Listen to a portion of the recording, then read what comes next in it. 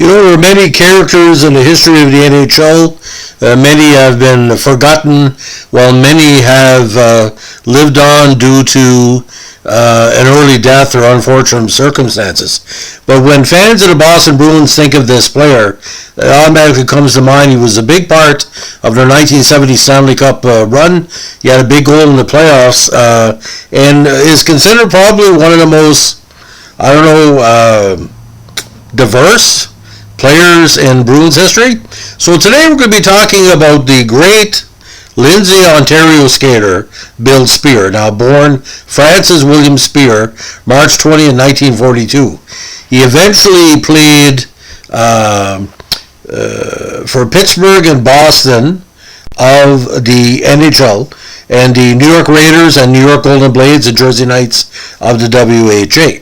Now, defender, got his major start with the great Dixie Beehives of the MJBHL in the 1959 season. Now, in 1961, he found himself with the St. Catharines TPs of the OHA, 27 points in 42 games. 62, he split time with St. Catharines of the OHA and the Sault Ste. Marie Thunderbirds of the BEPHL.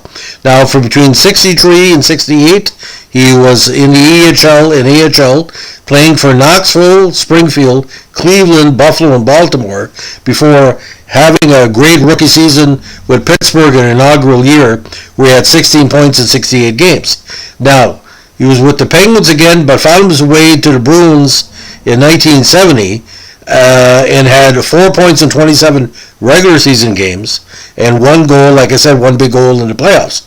1971, he found himself in the minors for most of the year, and moved on to the great Providence Reds in 1972, and also shared time that year with the Boston Braves of the AHL. Now, with the WHA kicking in, you knew something was going to happen. Sure enough, he jumped to the WHA in 73 with 26 points in 69 games, including 3 goals. And in 74, with, again, the renamed Raiders under the Golden Blade Jersey Knights moniker, 4 points in 66 games. Now, he wrapped up his minor pro career with the Aurelia Terriers of the OHA Senior League in 1975, when he had 11 points in 13 games. Now, Speer was a very interesting cat. Although he was listed at 5'11", 200 pounds, he was known for his solid play on the ice and one of the last shot-blocking defensemen without a helmet. Now, throughout his career, he struggled with his weight.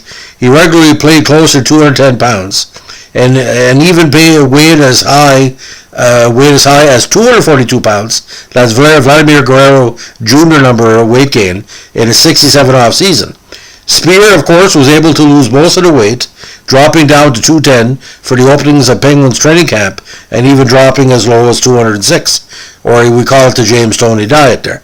Now, during his time with the Penguins, he was all things but the designated team barber, setting up a makeshift barbershop in the washroom of the Ranger Penguins dressing room at the Civic Arena. He had become a barber at the age of 15 and took over his father's shop in 1967 after his father died. And you can tell by this photo he had nice looking hair.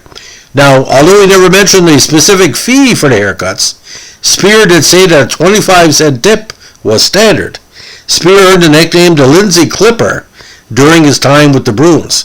After his playing days were over, some of his former teammates would visit the shop from time to time.